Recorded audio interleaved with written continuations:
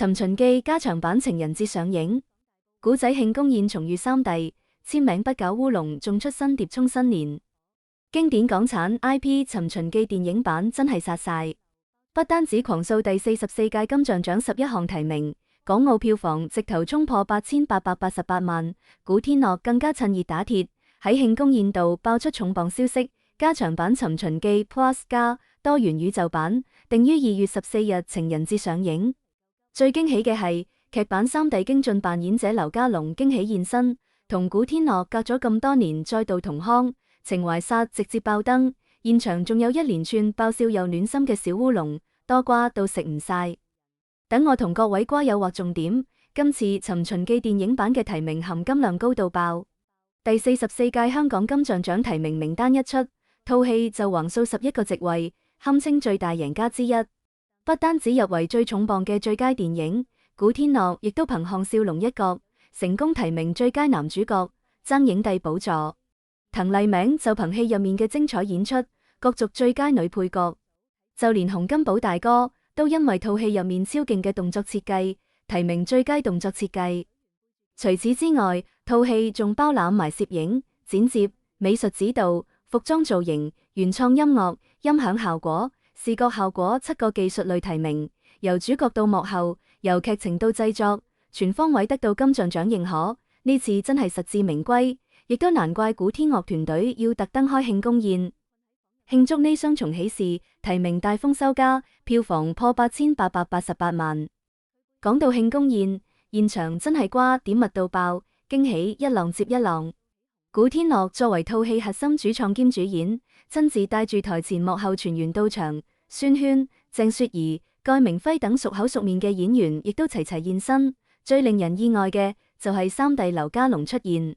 睇過劇版《尋秦記》嘅瓜友都知，劉家龍戲入面演嘅京俊係項少龍最信得過嘅兄弟，兩人兄弟情當年喊唔少人，隔咗咁多年終於再度同腔，即時勾起幾代人嘅青春回憶。好多瓜友都好奇，咁多年冇露面嘅劉家龍點解會突然現身慶功宴？原來一切都係林峰嘅功勞。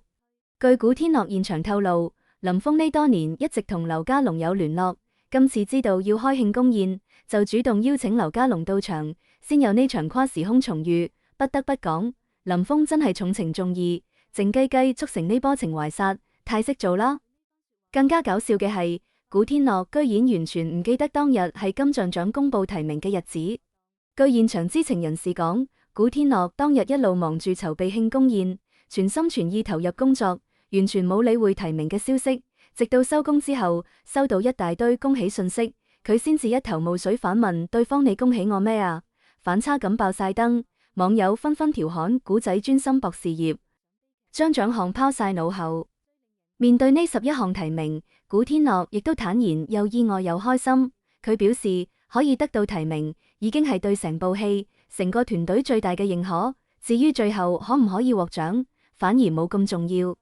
不過佢都有私心，直言最希望滕麗名可以攞到最佳女配角，見到身邊伙伴得到認可，比自己獲獎更開心。呢番說話亦都令網友大讚古天樂情商高、重情義。值得一提嘅係，古天樂今次係雙料影帝提名，除咗《尋秦記》，佢仲憑另一部作品《私家偵探》同時入圍最佳男主角，兩套戲一齊爭影帝，實力真係冇得頂。被問到更想憑邊套戲攞獎，古天樂亦都唔客氣，直言希望《尋秦記》可以攞多啲獎。呢部戲凝聚大家好多心血，加下票房咁好，當然希望獎項再進一步。睇得出佢對《尋秦記》真係傾注晒所有心血。慶功宴重頭戲就係古天樂正式宣布加長版上映日期，佢當場公布《尋秦記 Plus 加多元宇宙版》將於2月14日情人節正式上院線，俾所有影迷一個大驚喜。古天樂表示，今次加長版係集合晒影迷、觀眾同主創團隊意見整成，加咗好多原版冇機會呈現嘅劇情細節同角色支線，務求滿足大家期望。而且今次加長版主打多元宇宙設定，唔會偏離原作核心之餘，為項少龍時空冒險加多好多新可能。老影迷可以重溫經典情懷，新觀眾亦都可以睇到唔同嘅故事。不得不講，古天樂太識捉影迷心，揀情人節上映。等於俾情侶準備特別節日禮物，又睇戲又重溫青春，諗起都正。慶功宴仲發生擔爆笑小烏龍，即時鬆化現場氣氛。主辦方特登準備咗簽名筆，叫古天樂簽項少龍個名，紀念呢次雙重喜事。點知古天樂拿起支筆，睇到支筆嘅樣，忍唔住大笑，仲調侃一句又黑又長。估唔到下一秒就翻車，支筆居然冇墨。現場即時爆晒笑聲，古天樂亦都無奈又好笑，尷尬換咗第二支筆。呢個小插曲被網友調侃項少龍都有翻車嘅一日，古仔太可愛，連簽名筆都同佢玩嘢。原本好正式嘅慶功宴，因為呢單烏龍變得輕鬆溫馨，亦都令大家見到古天樂貼地一面，唔再係平時個高冷影帝。講返《尋秦記》呢個 IP 可以紅咁多年，真係有原因。作為港劇穿越題材天花板，劇版《尋秦記》當年一出就成為無數人青春回憶。古天樂、孫軒、林峰等人演出，至今無人超越。今次電影版集齊原班人馬，保留經典劇情同角色，製作上再升級，視覺效果同動作場面比劇版更震撼，亦都難怪可以票房口碑雙豐收。其實今次《尋秦記》成功，亦都俾港產電影一個提醒：經典 IP 唔係淨係消費情懷，只要用心改編、精心打磨，配合當代觀眾觀影習慣，加入新元素，就可以煥發新生命力。呢幾年好多港產經典 IP 改編成電影，但大多反應一般。而《尋秦記》之所以成功，就係尊重原作，用心製作，留住老影迷之餘，亦吸引新觀眾。古天樂呢幾年一直致力推動港產電影發展，不單止自己演戲，仲投資好多港產片，扶持新導演同演員，為港產電影復甦出一分力。今次《尋秦記》成功，亦都係對佢最大回報。無論做演員定投資者，佢都做到最好。咁有實力、有情懷、有擔當嘅藝人，難怪可以一路受大家歡迎。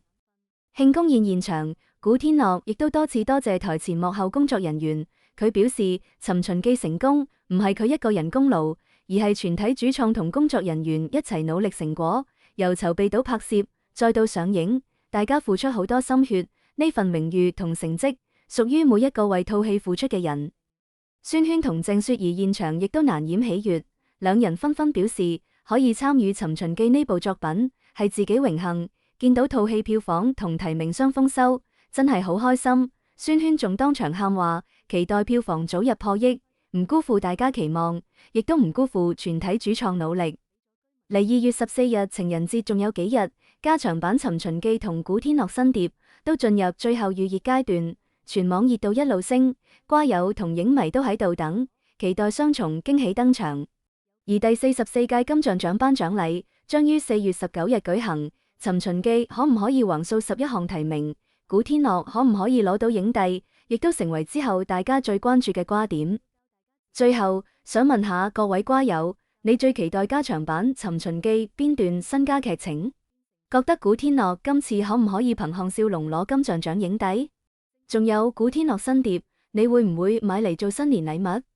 快啲嚟評論區吹下水，一齊等情人節雙重驚喜，睇下《尋秦記》可唔可以破億票房，古天樂可唔可以圓夢影帝？